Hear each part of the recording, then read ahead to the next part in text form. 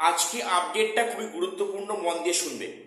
EWS যারা fake রয়েছে বা যাদের 21/7 পরে ইডাব্লিউএস সার্টিফিকেট ইস্যু হয়েছে, তাদের কিন্তু কাউন্সেলিংয়ে পুরো ঝেড়ে মুছে বাদ দিচ্ছে। কেন, কাদের বাদ দিচ্ছে, কাদের বাদ দেবে না, আমি সে নিয়ে ডিসকাস করছি। চ্যানেলটা সাবস্ক্রাইব করে দিও এসএসসি এবং পিএসসি গুরুত্বপূর্ণ আপডেট পাওয়ার জন্য। আমাকে অনেকে প্রশ্ন করেছো মানে বারে বারে যে ইডাব্লিউএস যাদের 21/7 পরে সার্টিফিকেট ইস্যু হয়েছে, তাদের তো ভেরিফিকেশনে কোনো সমস্যা হয়নি, ফার্দার কোনো সমস্যা হবে বা তাদের কি এগুলো অ্যাকসেপ্ট করা হচ্ছে, অনেকে প্রশ্ন করেছো। আমি হয়তো সেই মুহূর্তে উত্তর দিতে পারিনি। তো এখন যে খবরটা পেলাম, তো সেখানে কিন্তু কাউন্সেলিংয়ে প্রচুর সংখ্যক বাদ যাচ্ছে ইডাব্লিউএস। অর্থাৎ এক কথায় জানো যে ইডাব্লিউএস কেস নিয়ে অলরেডি হাইকোর্টে মামলা হয়েছে, পেন্ডিং আছে। সেখানে এ বিষয়ে ভার্ডিক্ট এসছে যে 21/7 পরে যাদের ইডাব্লিউএস সার্টিফিকেট হোল্ডার, তাদের কিন্তু অ্যাকসেপ্ট হবে না, এই মর্মে হাইকোর্ট রায় দিয়ে দিয়েছে। এবং তারপরে অনেকে বলতে হচ্ছে সার্টিফিকেট তো অ্যাকসেপ্ট করেছে, কোনো সমস্যা হচ্ছে না। সমস্যা হচ্ছে কাউন্সেলিংয়ে প্রচুর সংখ্যক ইডাব্লিউএস যাদের ম্যাক্সিমাম যাদের হচ্ছে গিয়ে 21/7 পরে সার্টিফিকেট ইস্যু হয়েছিল, তাদের প্রত্যেককে বেছে বেছে বাদ দিচ্ছে। এক্ষেত্রে কিছু করার নেই।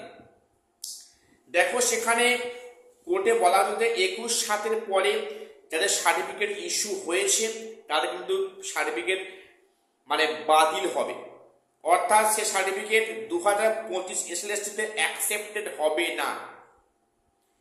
এবং এ নিয়ে বিস্তর জলঘোলা হয় এবং হাইকোর্টে অমৃতা সিনহার বেঞ্চে পরিষ্কার নির্দেশ দেয় 21/7 পরে যারা সার্টিফিকেট ইস্যু হয়েছে তারা কিন্তু প্রত্যেকে সার্টিফিকেটটা অ্যাকসেপ্ট হবে না, কমিশন অ্যাকসেপ্ট করবে না।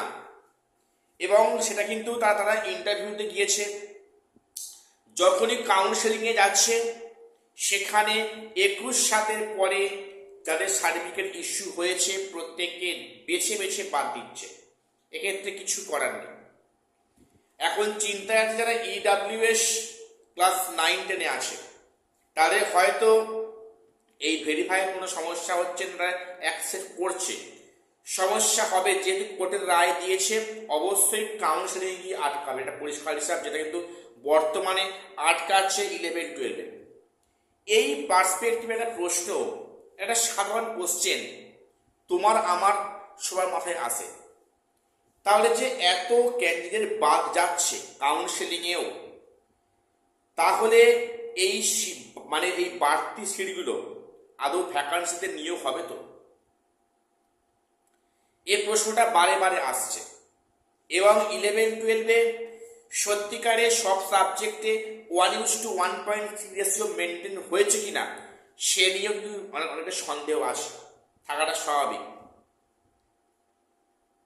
কাজেই এই যে সিটগুলো বিস্তর ফাঁকা হচ্ছে, গ্যাপগুলো যাচ্ছে, তাহলে এগুলো যেন ইউটিলাইজ করা হয় এবং যেন যোগ্যরা যেন চাকরি পায়।